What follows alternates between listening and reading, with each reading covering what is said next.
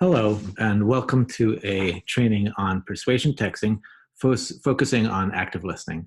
And my name is Asher. I'm a lead texting volunteer on the Persuasion team.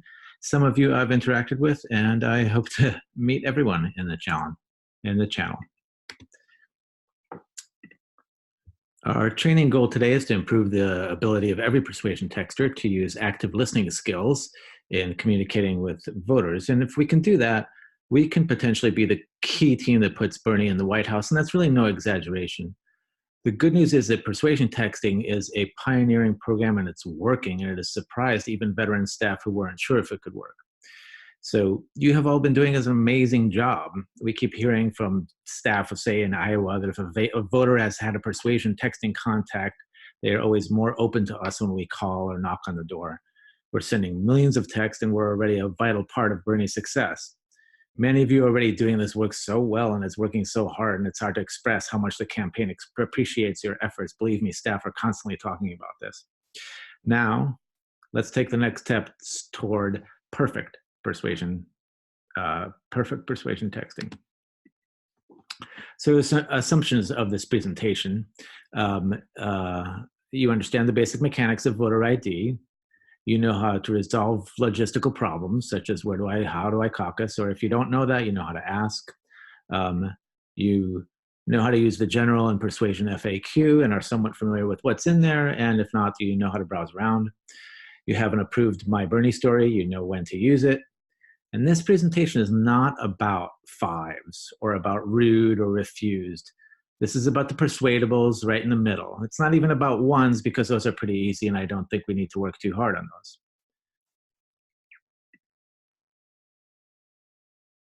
If you don't know those items, by the way, please ask in the channel and get clarification.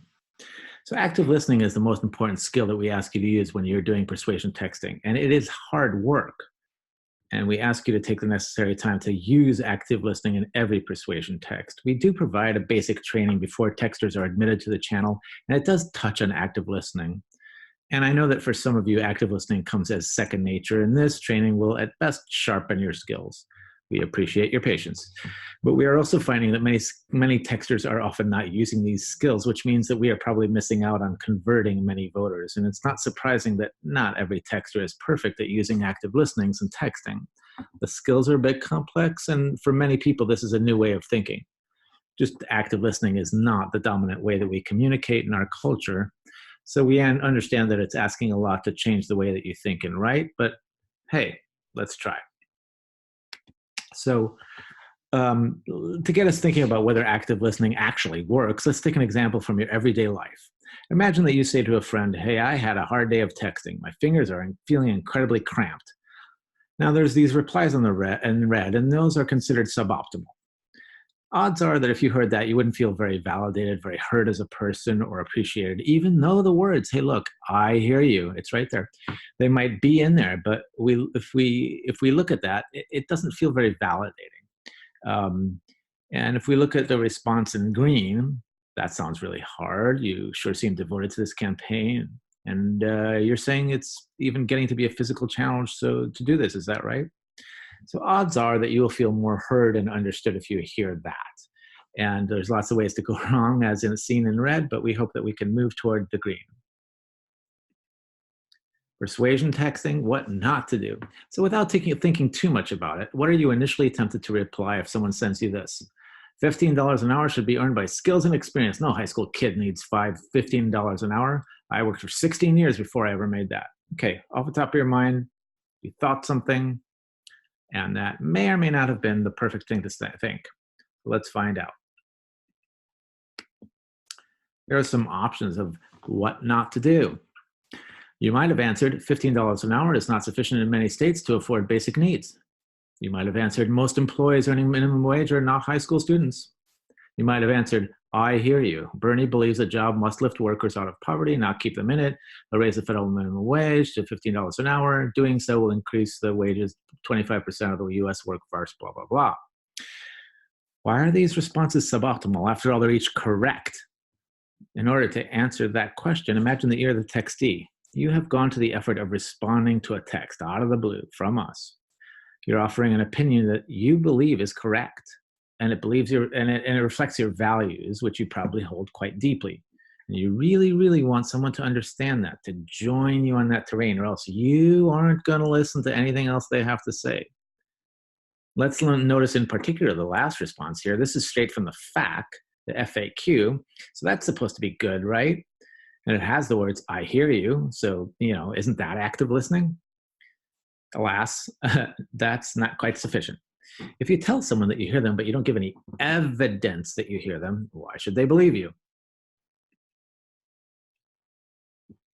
Active listening means providing evidence that you have heard and understood the textee. So the two most important ways to do that are to, one, show them that you understand why their position is important to them, and two, find a way to agree with them. So assume you have a textee who's not being the least bit rude, then there should be a way to validate their position.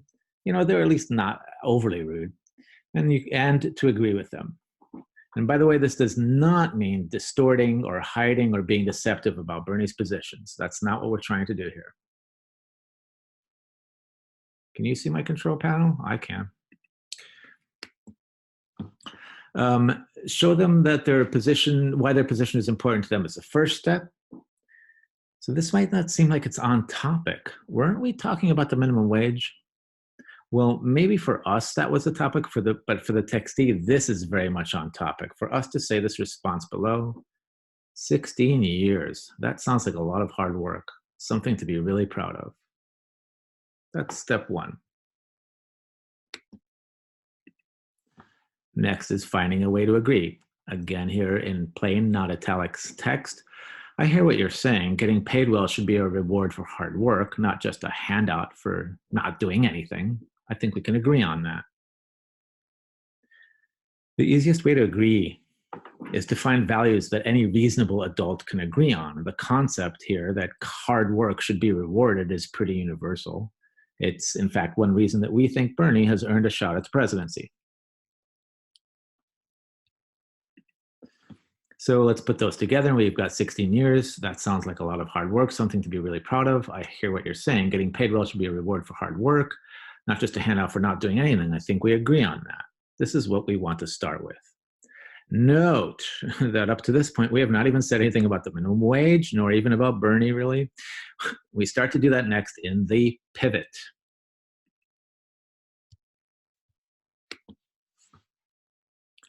And that's in bold at the bottom.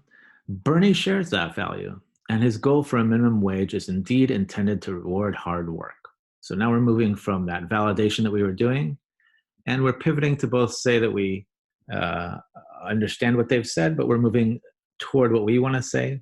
The pivot is in some ways the hardest part because it requires some artful writing to transition. Work on that one. And after we pivot, we actually address the policy. So again, in bold only, this is what the FAQ says, but not word for word. In many states, $15 is not sufficient to manage basic needs. Quite a few people, not just teenagers, work for minimum wage, about a quarter of the workforce. Notice that this is not actually, if you went and looked, this is not the actual FAQ. We've adapted it to address the textee's concern that all the money was going to teenagers. And then we close with a polite request for action from them so that we're not just answering and leaving the text thread ending there and hoping that someday they'll vote for Bernie. So we make a little ask, memorize this, write it down. It's always good.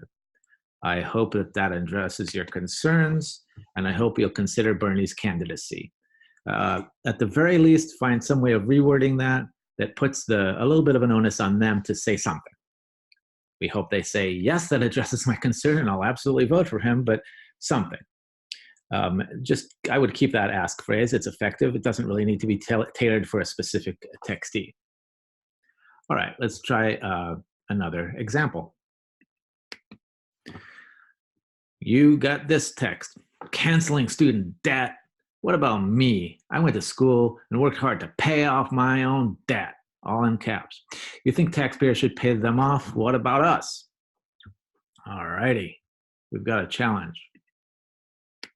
Again, step one, show them that you understand why their position is important to them, seen here in plain text, not italics. First, I have to say that I think it's impressive. That's impressive. I admire someone who works hard and keeps their obligations. Next step, see if you're already ahead of me. Finding a way to agree in bold. I share that value. No one should just enroll in college, incur enormous debt without thinking about the consequences, and then expect others to pay it off for them. I think we can agree with that, right?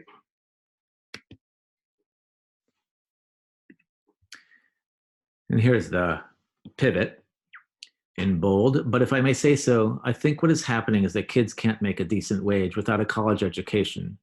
So they do their best to learn, to better themselves, just like we told them to, and then the fees skyrocket and they are left with a lifetime of debt. There are three things I would like to point out here, especially. First, the phrase, but if I may say so. This is meant to be as soft a pivot as possible. Effectively, this is asking permission to take the opposite position from what they were taking. We won't get permission in the middle of a text thread, of course, but it's nice to ask and lay it out there to kind of show them that you understand that you're pivoting. It's artful. The second thing to note is that this is not language from the FAQ, but you are not required to always use the FAQ if you can make common sense statements like the fees skyrocket. I mean, that's true. If you have any doubt if a phrase that you have composed is a correct restatement, check the FAQ or ask in the channel. And if you have any doubt at all. And the third thing to notice is that this is going to be a long message, which is to be expected in persuasion texting. We can hardly ask you to put all these elements into an answer without taking up some words and, of course, your time. This may lead to your text message sometimes being split up by Spoke into multiple messages. So it may be good to break it up into two messages and send one right after the other. I'm not going to focus on that too much because this isn't really a technical training. If you have questions, please ask in the channel. So here we've got policy in bold at the bottom, added on to this. Bernie's goal is to cancel student debt so that graduates can contribute to society like you did. So since they are already familiar with the policy, we could tell that by the question. There's no need to explain it very much. And this brings it back to some acknowledgement of the textee's hard work in their life. And again, let me get my toolbar out of the way. I hope that addresses your concerns. I hope you'll consider Bernie's candidacy. That seems like a good way to always end it. Let's try another example because I know you're loving them. Example 3, Bernie's all right, but I sure hope he's for smaller government, not for raising my taxes. So I'm not giving you the easy ones today, am I? All righty. I bet you know what we're going to do first. Show them you understand. I'm with you there. Nobody wants to work hard, to be taxed heavily, and then see it go to waste. I've seen a lot of my money wasted away by the government too. This uses, by the way, another great active listening strategy called finding common ground. You've seen money wasted, you listening to me, and so have I, and so has the textee. Note that, of course, what I'm laying out here is not the only way this conversation could go. If you find another way to use active listening and that makes sense, go for it. There's many ways to use the language. Finding a way to agree comes next in bold. If we elect politicians who just take our money and don't give us anything back, I'm against it too. So again, this is common sense any adult could agree on. We haven't yet quite said anything about Bernie. Our pivot is, I think it's fair to say that a lot depends on what specifically the money is spent on. Again, it's fair to say because we are about to risk disagreeing with this person.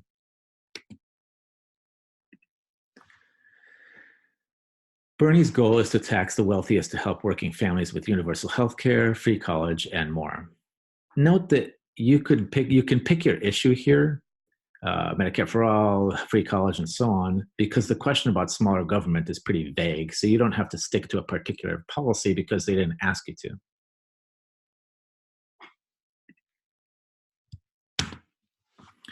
So adding the ask finishes it off. You've seen this ask now 4 times, maybe. I hope that addresses your concern. I hope you'll blah, blah, blah. You got it already. Example 4, I'm not going to fill up the whole 5 slides with this, but I'm just going to lay it out in front of you. Prove he's not another corrupt politician like all of them. I'm actually with you on this, and I appreciate that you said that. I'm sick and tired of living in a country where the politicians are mostly corrupt, and the system sure seems corrupt. I do differ with you about Bernie. That's the pivot. He's the only one I don't see as corrupt. That's one thing I really love about Bernie. He doesn't take corporate money, so he's only beholden to ordinary people giving $20 a pop. That's who he's been his whole career, so we know that's how he would be as president. And of course, the last part you should recognize. So that's a sample full answer. If you're getting the hang of this, you should have been able to spot the elements as I was reading it. Now let's shift from some examples and try some other issues that seem to come up as we're watching the channels. Sometimes a textee brings up multiple issues in one message. You don't have to address them all. So let's say they said, I'm looking for someone who will make sure working people don't get screwed, do something about climate change, and protects the Second Amendment.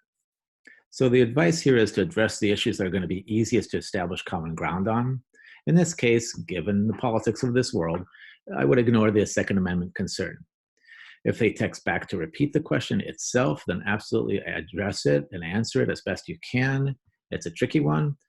We've got FAQ, but in this case, there's no reason to do so if already we're going to have a long answer for this person, given that we're going to do all the steps that we've been talking about earlier. There's plenty to work on, and we're hoping that they may well feel heard, even if we don't quite get back to all 3 items. Other issues that come up include sometimes surprisingly often we see texters struggling to find information in the FAQ or asking in the channel, and it's simply a case of the textee wanting some assurance. In this case, you wouldn't need to spend as much effort on active listening because you and the texter already agree. I want a politician who's in respect of the Constitution and Bill of Rights. Okay. Bernie has sworn on oath to do just that and has never broken it in 30 years of service to this country. Boom, we agree. Great. No reason to pretend we don't. Other issues that come up. Some questions are not about policy, but more about strategy or personality. People have plans for how to make him win or whatever. And so the approach is just the same as any other active listening, as though he had said policy. The textee had said policy. If the prompt is, I think Bernie needs to be not so angry if he wants to get more moderate voters. So I'm hoping, this is me, I'm hoping that you will recognize the elements of a response as I read this out. I'm certainly with you on that. I don't want Bernie to miss out on a single potential vote either. I do hear sometimes that people perceive Bernie as angry, but I don't see it quite the same way, if I may say so. I think he's not angry, he's outraged, and I think there is good reason to be. He's fighting to take back this country at a time when the government seems bought and paid for by billionaires. I think moderates appreciate a fighter who's going to stick up for working families. I hope that addresses your concerns. I hope you'll consider Bernie's candidacy, which we all know. And this part about moderates in the middle, I'm not so sure about, but that's one thing about persuasion texting. It's an art and it's individualized, and sometimes we don't send the perfect message, but we're trying. Other issues that come up, the textees may phrase themselves in ways that you do not like, politically and personally. And our request is that you do not overtly correct them. Now, if you find the term so offensive that you have to mark it rude, then go ahead and do so. Absolutely, we support you in that. But let's consider that to them, the term may not be offensive. It is not our job to teach them right here how to go to graduate school. So let's say they said, I lost my job because of all these illegals. Don't say, people are not illegal. Do say, I'm sorry to hear you lost your job.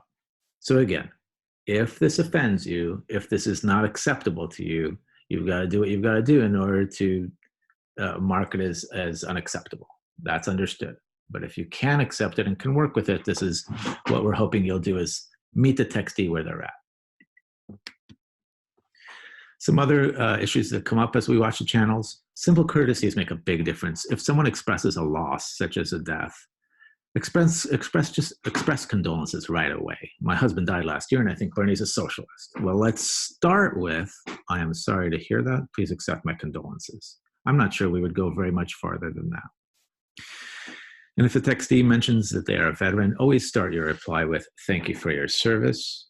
I personally use that phrase with teachers and nurses and others too. It's not forbidden, but it is a common courtesy to do.